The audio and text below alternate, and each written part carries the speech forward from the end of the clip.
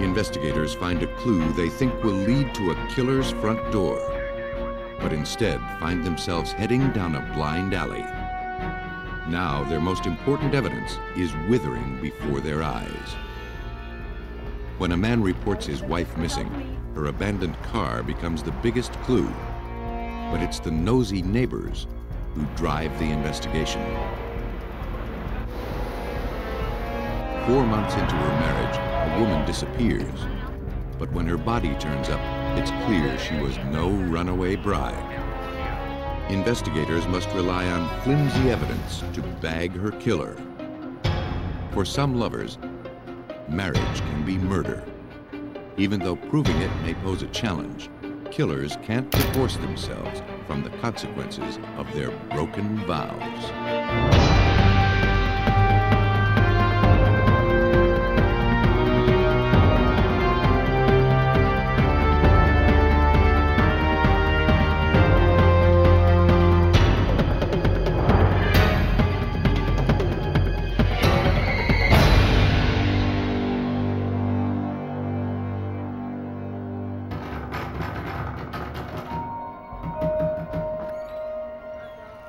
In the early morning hours of December 28, 1995, Melinda and David McLean let themselves into the apartment of their sister-in-law, Becky Vargas. The telephone and electricity in her unit hadn't been switched on yet. Becky was separating from her husband and had just rented the Ogden, Utah apartment. Becky! She had told her husband, Stephen Vargas, that she was going to try to start organizing her belongings and would return in an hour or two. But that was several hours ago. Stephen had asked Melinda and David to check on her, since they lived nearby. Melinda, who was Stephen's sister and Becky's best friend, was glad to go. Though they didn't see Becky, all seemed quiet and safe, leaving them unprepared for what they found.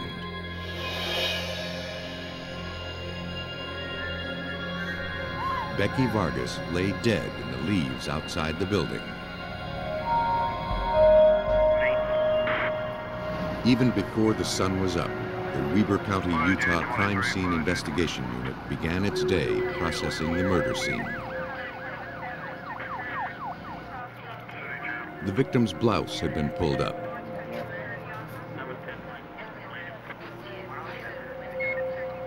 At first glance, the condition of her clothes made her appear to be the victim of a random sexual homicide.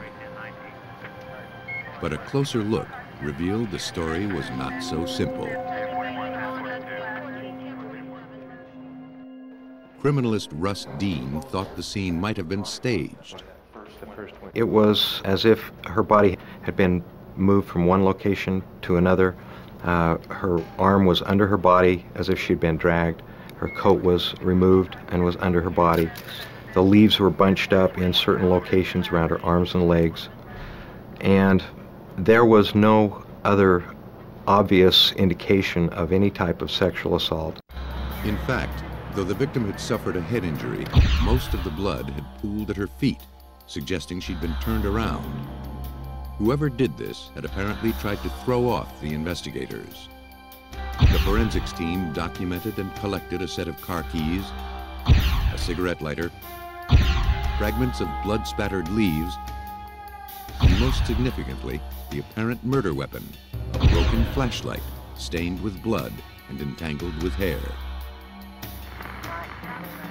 They spent 6 hours sifting through every inch of the area before they were satisfied. They determined that although the body had been repositioned, the victim hadn't been moved far. The only blood found was just a few inches from where she lay.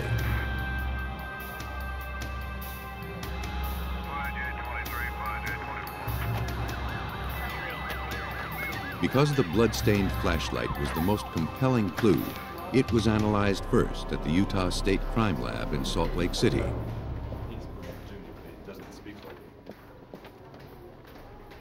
Investigators could see that it had a partial fingerprint on it, stamped in blood. According to latent print examiner Scott Spute, a bloody fingerprint can be even better than a smoking gun.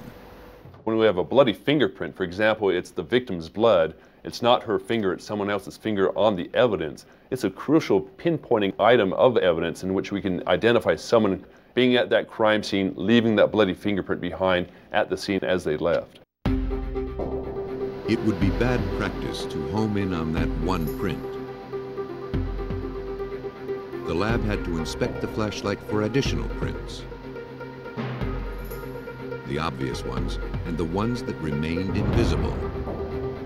It required two separate processes. Bloodstains, because they're not oily, can flake or rub off. To fix them in place, the flashlight was heated to 100 degrees Celsius for 10 minutes. After I heat it on, I then put a stain on there, which is called amido black, which reacts to the blood and makes it very visible, and oftentimes brings out areas of blood that were invisible prior to treatment. To develop the latent or unseen prints, the flashlight was exposed to superglue vapor.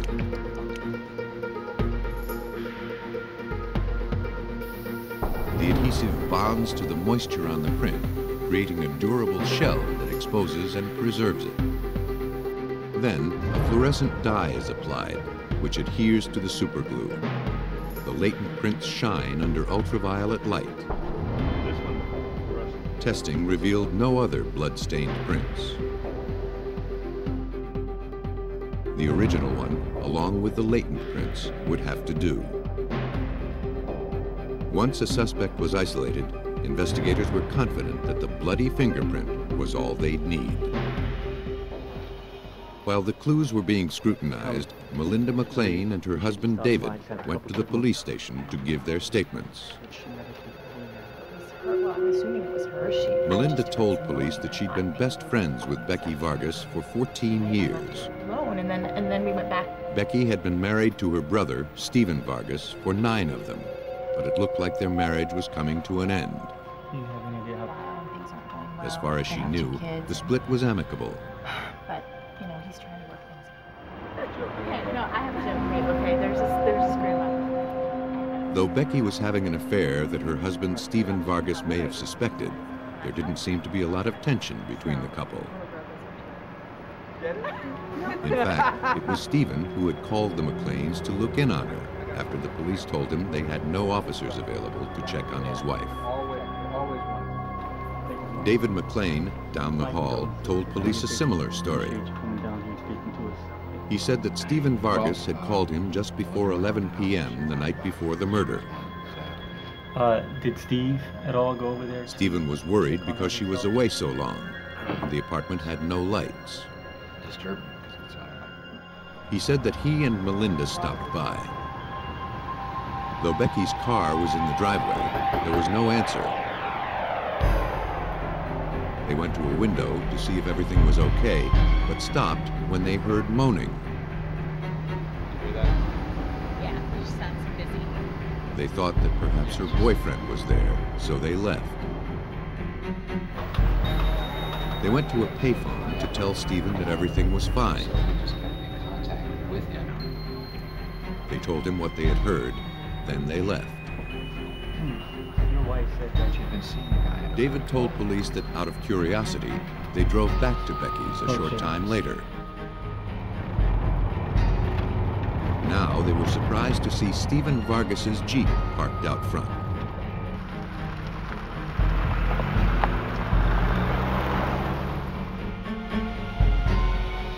Soon he appeared from beside the building, got into the vehicle, and drove off. David said that they caught up with him. Stephen was wearing his bathrobe and slippers. He told them he wanted to check on Becky himself, but asked the McLeans not to tell anyone he was there. When David revealed this detail to the police, Melinda reluctantly admitted it was true. David told police that Stephen called them once more early the following morning.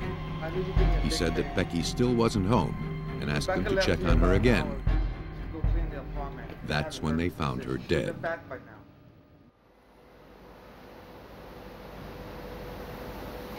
At autopsy, the medical examiner determined that the lantern found at the scene wasn't the actual murder weapon, but it may have been used to subdue the victim.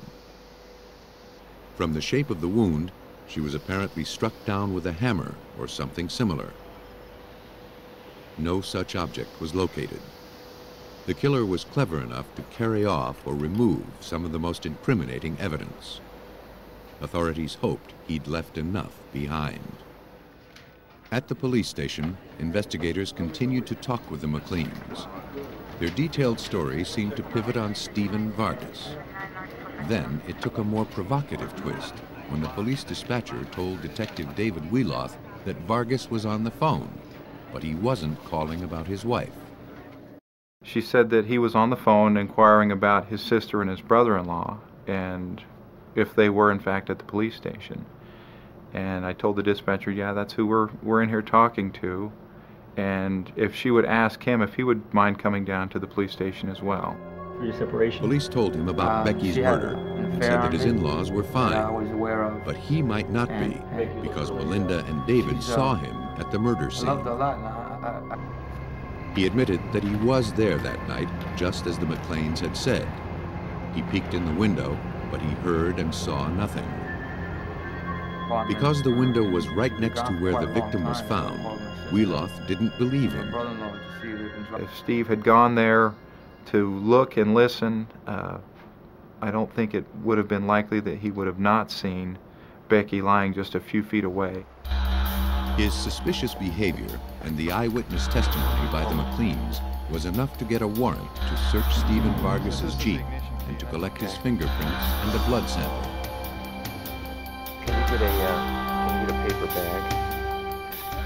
Investigators were after anything that could link him to the crime scene.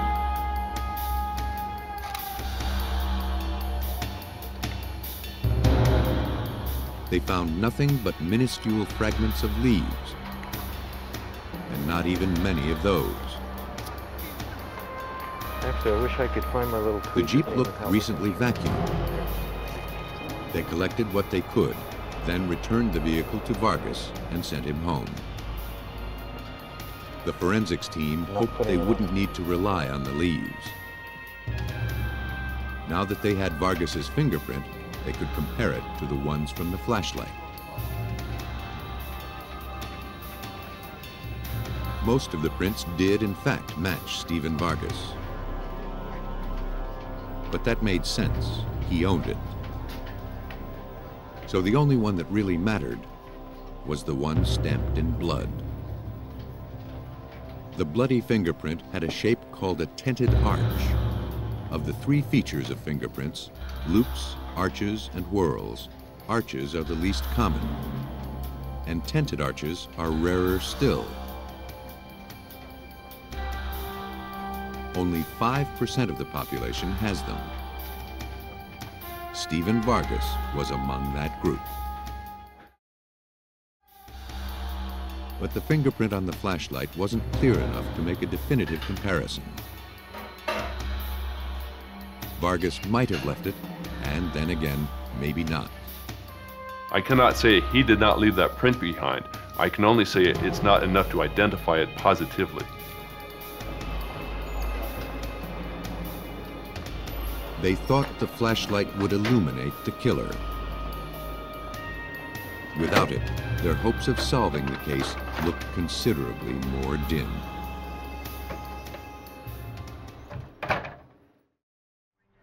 Investigators working to solve the Becky Vargas homicide saw their most promising piece of evidence rendered useless. According to Detective Wheeloth, a case that had looked cut and dried now depended on very fragile clues. After we lost the flashlight, about the last piece of physical evidence we had that we could try and do anything with were the leaf fragments that were recovered out of the Jeep. If investigators could find specks of blood on the tiny fragments, they would support the idea that Stephen Vargas was close enough to the body to have tracked them into his Jeep.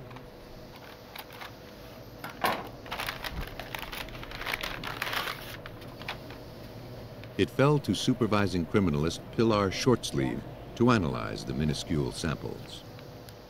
Trying to see blood on a small piece of colorful leaf was difficult. So we used a stereo zoom so we could get down and look very closely at the leaves, and then to kind of guesstimate if we had any stains, and then we would do some preliminary tests. Well, out of the 5 samples of leaves, Pilar Shortsleeve found traces of blood on 2, but she had no proof the blood was the victim's.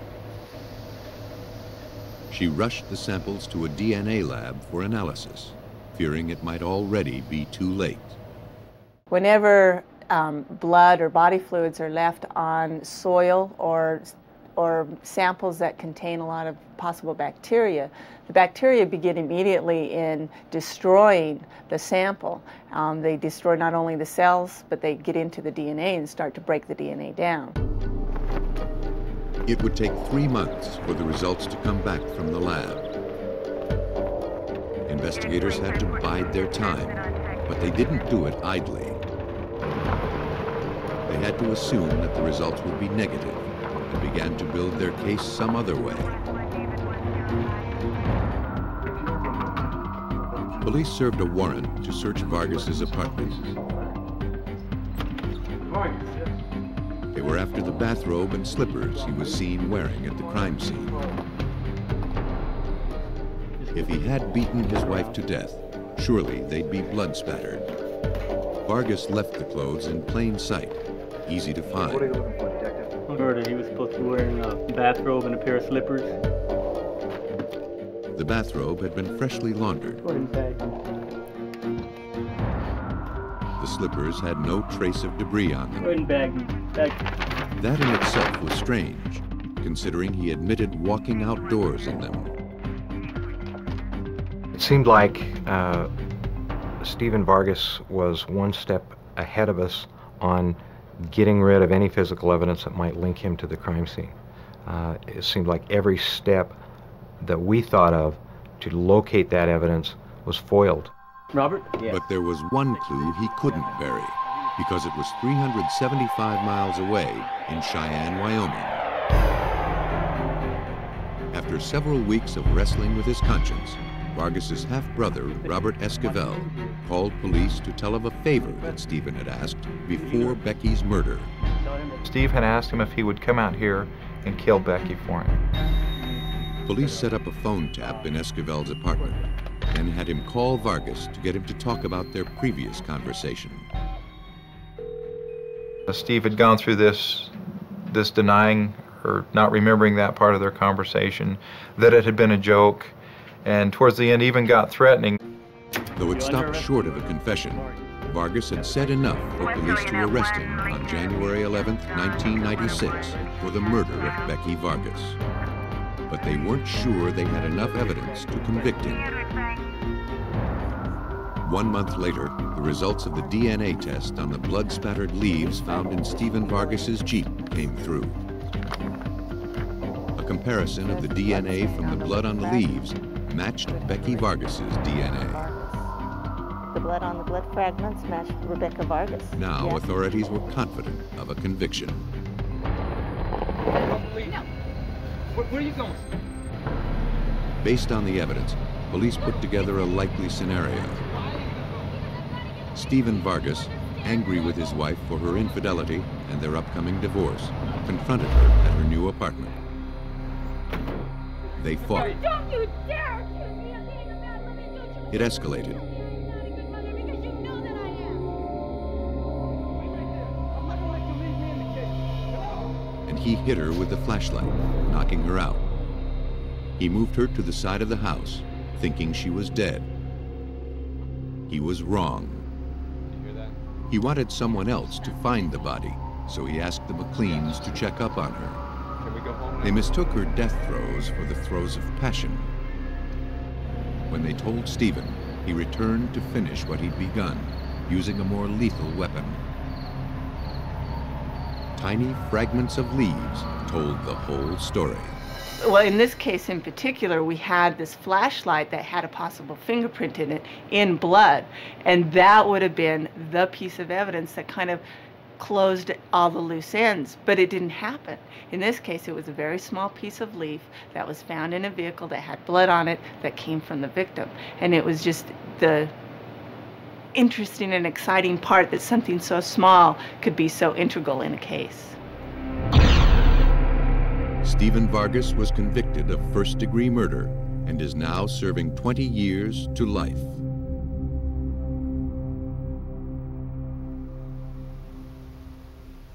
The case of Becky Vargas began with the discovery of her body. But when a person just disappears, it's not clear that a crime has even been committed. In this story, the names of the victim and the killer have been changed. On the morning of July 31st, 1987, Dan Remington of San Diego, California, was taking his kids to the YMCA. En route, he noticed his wife's abandoned car on the side of the road. Not wanting to alarm his children, he dropped them off at daycare, then rushed home to call the police. San Diego police dispatched an officer. On his way to Remington's house, he stopped to examine the vehicle. The car apparently had a flat tire. The doors were locked, and he could see no spare, nor any sign of 29-year-old Liz Remington.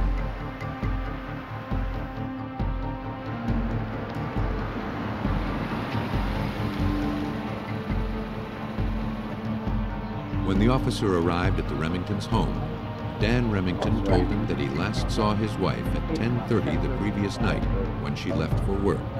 About 10:30 last night. He was going to get ready to go for work. After he saw her car at 7:30, he called the hospital where she was a maternity nurse, but she hadn't shown up. Remington admitted that their 12-year marriage was rocky. They were discussing divorce, but hadn't filed the papers yet. I called around and made a couple phone calls. You have, by chance, have a key for the vehicle? Dan handed the officer a key to the car and granted permission to impound it in search of clues.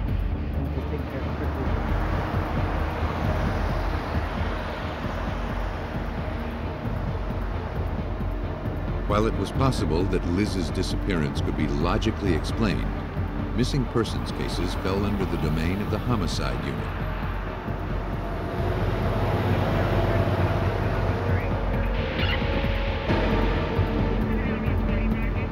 They had the skills to collect and preserve every piece of potential evidence found at the scene.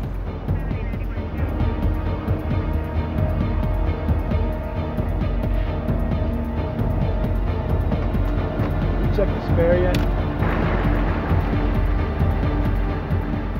They found nothing obvious to indicate foul play and towed the car to the police garage.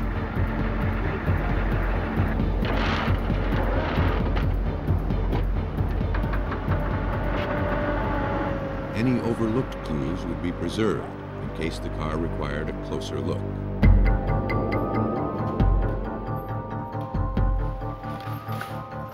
Detectives visited a nearby convenience store, thinking that Liz might have gone there after her tire went flat. The clerk told them that she had been in the night before.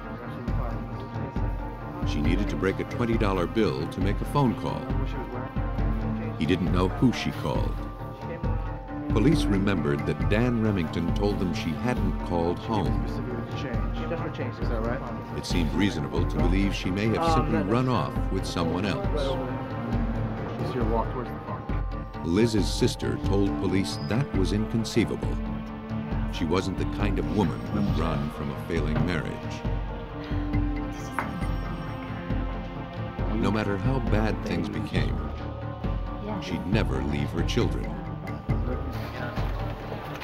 Sergeant Dennis Brugos of the San Diego Metro Task Force found that was the consensus. She was very devoted to her children and her family. She helped at school, she helped at Little League, and just not the type of woman that would ever walk away from her family. Where she put those in? Liz's sister told police it was strange that the spare tire was missing.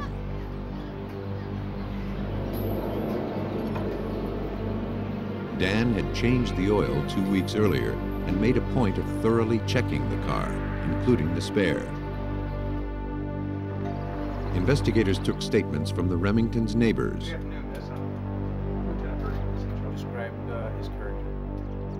Many spoke of the deteriorating relationship between Liz and Dan. The information was duly noted, but in terms of evidence that any crime had been committed, investigators had absolutely nothing.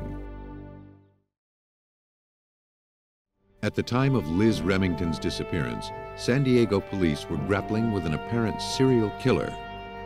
Because there was no evidence that Remington had left against her will, these more violent crimes took priority. There was no body, there was no weapon, and therefore she was simply one of many missing adults throughout this county. And at that particular time, there was actually a series of sorts that was going on where there was upwards of 40 women who were found murdered in the East County area. So certainly that would have precedent over a missing person. 4 years passed since Liz Remington's disappearance. Most of the murdered women were transients or prostitutes, so she was not considered one of the killer's victims. But when a task force was formed to look into the serial killings, her file came up too, and investigators realized she was still missing after all this time. The neighbors' taped statements and the detective reports were dusted off. Well before Liz's disappearance, they had kept a close eye on the Remingtons and helped Liz out whenever they could.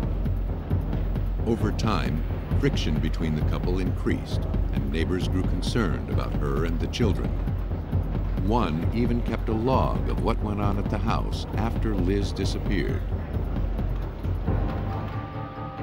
To demonstrate how the Remingtons' relationship had deteriorated, a neighbor told investigators about how Dan tried to sell Liz's car without her permission.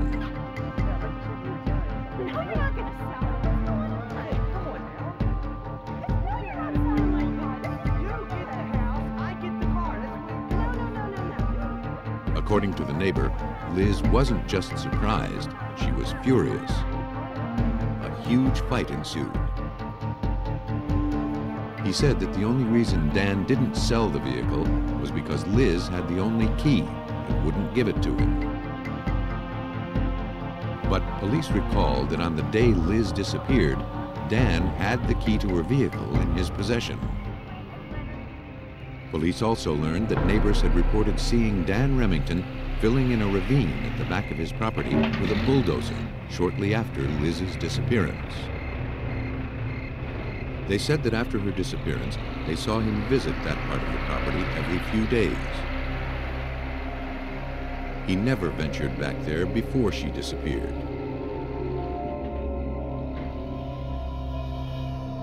Remarkably, because the case had never been officially closed, Liz's car had remained impounded all this time.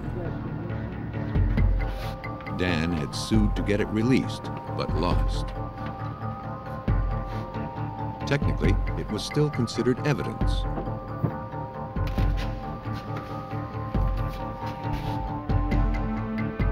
Now it would be looked at more thoroughly.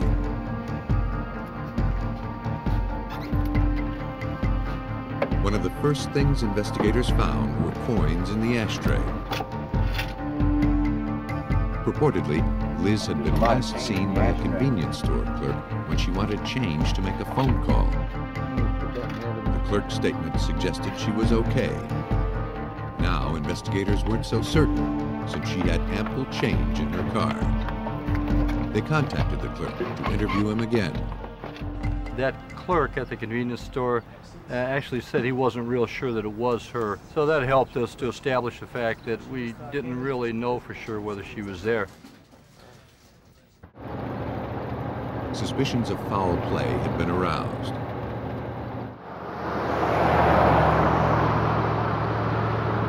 Rugos wondered if the flat tire could have been staged.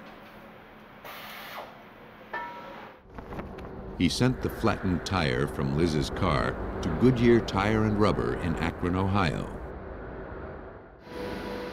Their lab is designed to evaluate the causes of tire failure.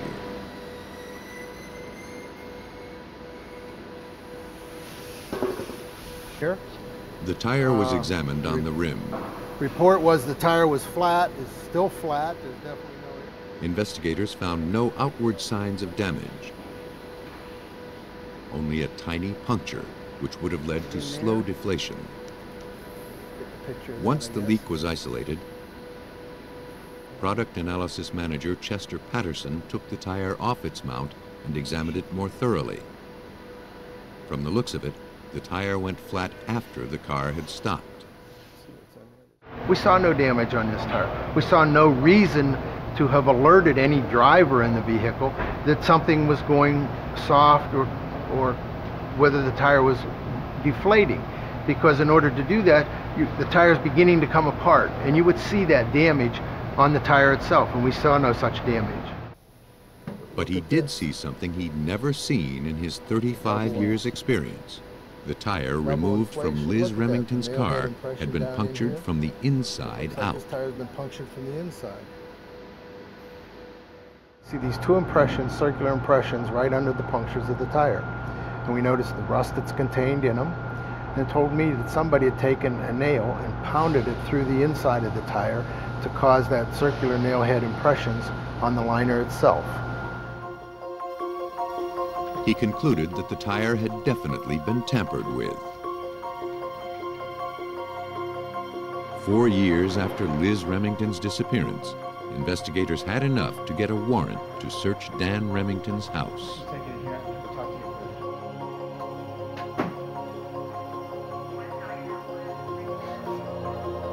They found nothing of significance inside.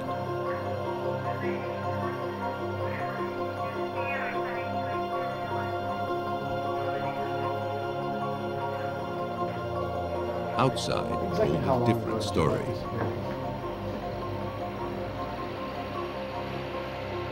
In the yard, a police backhoe went to work excavating the filled-in ravine. The backhoe was probably 2 or 3 hours into the job when it hooked onto a piece of chain-link fence that was lying flat. The excavation slowed down. What we found underneath that chain-link fence was a tire. The tire was the missing tire from Liz's car. And underneath that tire, wrapped in sheets and blankets, was the body of a female. And a missing persons investigation became a murder case. Sir, put your hands on the counter. Dan Remington was arrested and taken away.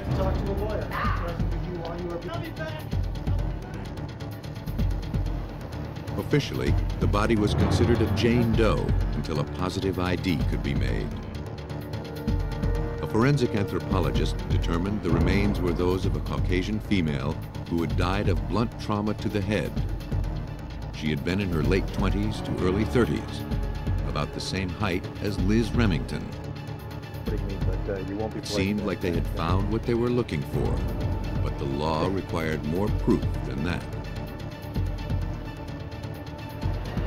Forensic dentist Norman Sperber was called in. Everything hinged on the teeth. Teeth are the most durable part of the body, and we fortunately had dental films from her dentist. We were able to take films of her teeth because they were in very good condition. By comparing the shape and position of the victim's fillings and teeth with Liz Remington's dental records, Sperber was able to make a positive ID.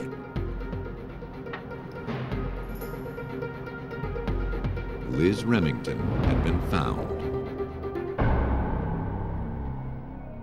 Because the victim was discovered wrapped in bed linens, investigators believed that Dan killed her while she was napping before work. Afterward, he carried the body out to the ravine, buried it in a shallow grave, then rented the earth-moving equipment a short time later, piling on 8 to 12 feet of dirt. Then he drove to the scene and replaced the good tire with the one he had flattened.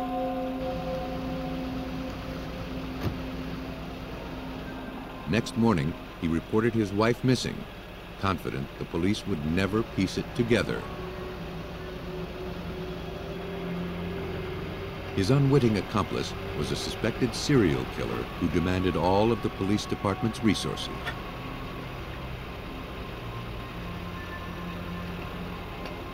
But the clues eventually resurfaced, exposing the crime. Though Remington's exact motive will never be known, authorities believe he couldn't bear the shame of divorce or the fact that he'd lose half of his wealth and property. In October 1992, Dan Remington was found guilty of the first-degree murder of his wife. He was sentenced to life without parole. Remington went to a great deal of trouble to hide his crime. Others take an easier approach, which sometimes makes their crimes harder to solve.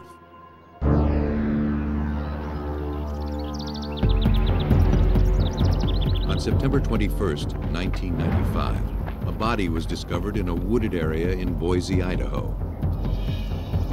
Plastic bags bound with duct tape encased the feet and head.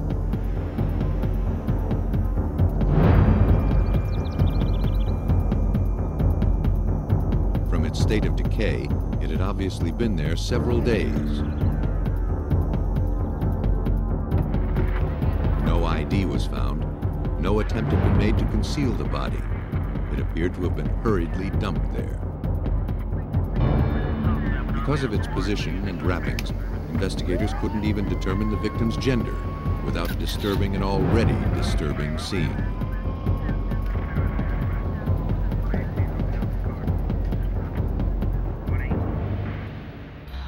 At this point, anything could be a clue, so the body wasn't unwrapped or inspected until it got to the morgue, where it was scrutinized under controlled conditions.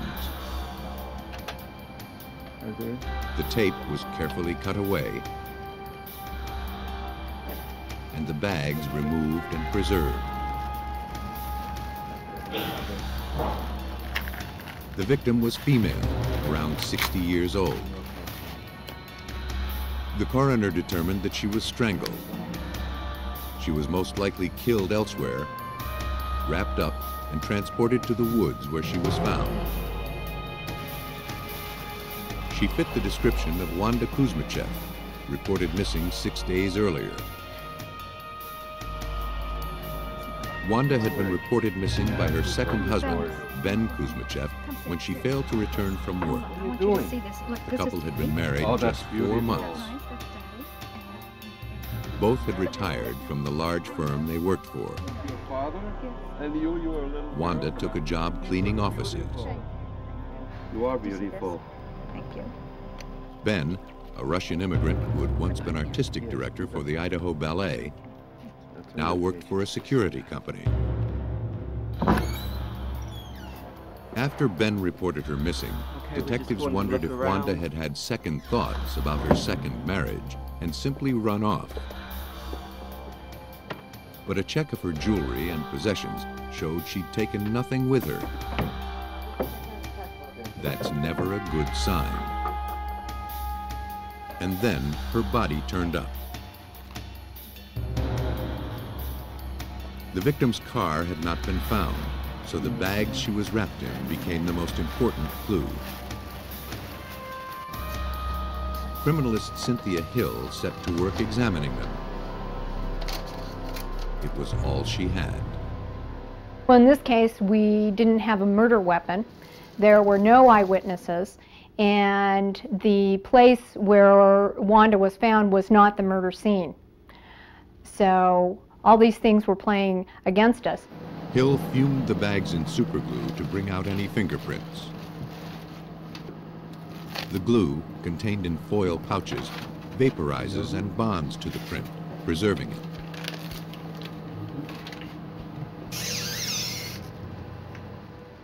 The print can then be dusted with powder to make it more visible. Then photographed to create a record. Hill found only one print on the bag around the victim's legs, but so far she had no one to compare it with.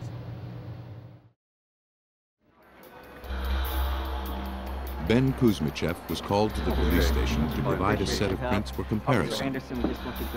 In a murder investigation, it's standard procedure to get a spouse's prints. You ever been fingerprinted before? No, sir.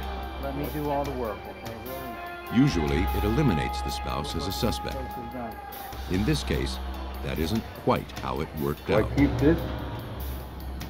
The print on the bag matched Ben's. That didn't necessarily mean he'd had a hand in his wife's murder. If the bag had been taken from the victim's own car, Ben might have handled it prior to its use in the crime. The print was lifted from a portion of the bag where one would normally grab it. In terms of evidence, it wasn't enough. These people are living together. They're touching objects that one another touch. You have to be able to find a fingerprint in a location where they wouldn't normally have touched, or it's in conjunction with another piece of evidence that puts them at the scene. Hill still believed that the bags might contain more prints. Though she didn't have the technology to lift them, she knew that the Royal Canadian Mounted Police Crime Lab did. If prints were there, the Mounties could find them, or so she hoped. She carefully packed her bags, sent them to Canada, and awaited the results. While Cynthia Hill waited for her prints to come from Canada, investigators in Idaho found Wanda Kuzmichev's car. More than a week had passed since her body was discovered. The vehicle had been abandoned in a store parking lot 4 miles from where she was found. Police processed the vehicle for fingerprints. They raised 2 prints from the trunk lid. Their placement suggested they were left by the person closing the trunk. Inside, investigators found something surprising. Nothing at all. For Detective David Smith of the Boise, Idaho Police Department, that was a significant discovery. In talking with the family members, they said that she would always carry her Jehovah's Witness literature in the trunk. In fact, they said you could not put anything in her trunk because it was so full. But the trunk wasn't entirely empty. Investigators found a single drop of blood. It belonged to the victim. Whoever had put her in the trunk had also left fingerprints on the gear shift knob. Prints on the trunk and on the gear shift matched Ben Kuzmichev. Investigators faced the same challenges as before. The car belonged to Ben's wife. It stood to reason that he could leave his fingerprints on it.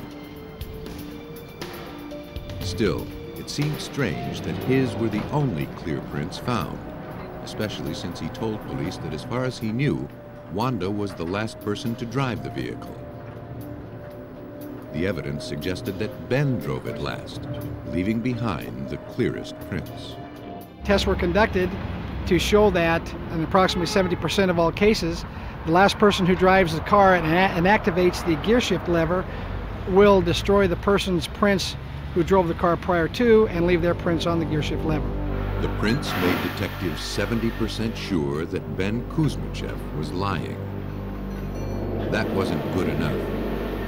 An inspection of the car seat disclosed another clue. I knew Wanda's stature in that she was 5'4" and 140 pounds. When I looked at the seat, it appeared to me to be back farther than usual for a woman of that stature to be driving the vehicle. So I placed a female of 5'4", 140 pounds inside the vehicle. She was unable to reach the pedals, which appeared to be a comfortable driving position. Conversely, I put a male matching Ben's description, 5'11", 190 pounds, into the driver's seat, and they fit very comfortable. The experiment provided more circumstantial proof that Ben was a liar, but it still didn't prove he was a murderer. By now, the Canadian Royal Mounted Police Lab had performed their tests on the trash bag used to wrap the body of Wanda Kuzmichev. The test, called vacuum metal deposition, is a state-of-the-art method for lifting difficult prints from plastic. The bag was placed in a vacuum chamber and then pelted with ions of gold, which cling to the plastic but not to the oily prints. Then it's exposed to ionized zinc, which clings only to the gold, leaving the prints untouched and in contrast against the plastic. The process revealed a second print on the bag.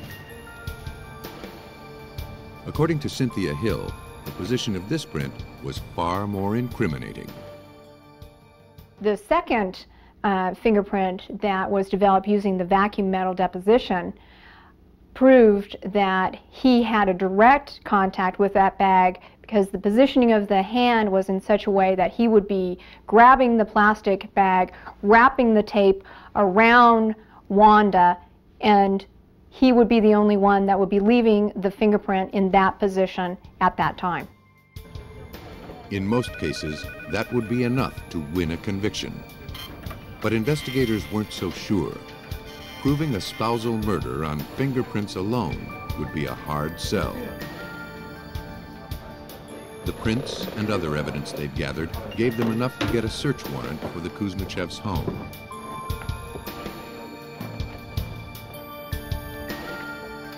They found no signs that this was the murder scene.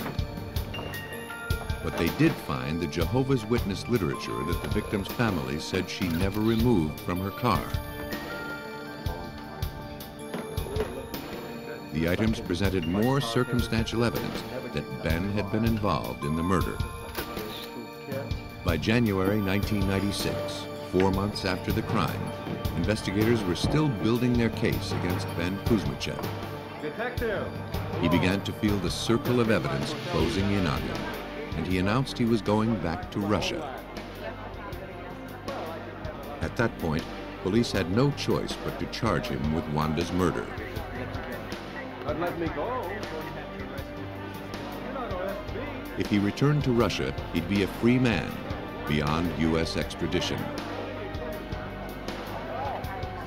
Though they had enough to arrest him, they weren't certain they had a solid case for murder in the first. Between the time of his arrest and the trial date, investigators continued to gather evidence against Kuzmichev. Under surveillance in jail, he couldn't make a move without authorities knowing about it. We placed monitoring devices on approximately 17 phones inside the jail at the Ada County Jail.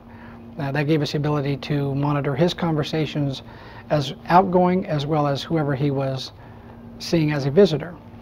The end result was that we received nothing that could be used in court. Nothing incriminating came about the phone calls. But help came from an unlikely source. Kuzmichev had confided details of his crime to his cellmate. The prisoner, disturbed by Kuzmichev's lack of remorse, reported the details to authorities. He had nothing to gain by doing so. Ben and his cellmate were watching TV one evening when the news media broadcast that we had located a witness who had told us that she had, in fact, sold Ben duct tape and trash bags. The inmate told us that Ben found this humorous, that he had, in fact, purchased from this lady, but they were not the ones that we were looking for that he used in the crime. The inmate's information, though hearsay, provided one more strike against Ben Kuzmichev. Investigators realized they'd gathered all they were going to get. They weren't sure they had enough. But because Ben was likely to be released and flee to Russia, they had to take the case to trial. From what police could put together, 4 months after their marriage, Ben and Wanda's honeymoon was over. He had been dependent on her money, but wanted to return to his homeland. She refused to go. Their animosity built, and Ben strangled her. He wrapped her body in plastic bags, emptied the trunk of her car, loaded her in, and dumped her in the woods. Then he abandoned the car in the parking lot. Based on the accumulated evidence, Ben Kuzmichev was convicted for the second-degree murder of his wife, Wanda, and sentenced to 21 years to life. For Detective David Smith, solving this case meant more than simply delivering justice. You do become personally involved. I mean, this guy has come into your town, committed this heinous act, and now you have this grieving family that you want to do everything in your power to solve this case for. And that's how I personally take it, and I know any other seasoned homicide detective will tell you the same thing. When spouse kills spouse, the clues are sometimes difficult to read. But the marriage of forensic science with good detective work can bring together what the killer had tried to put asunder.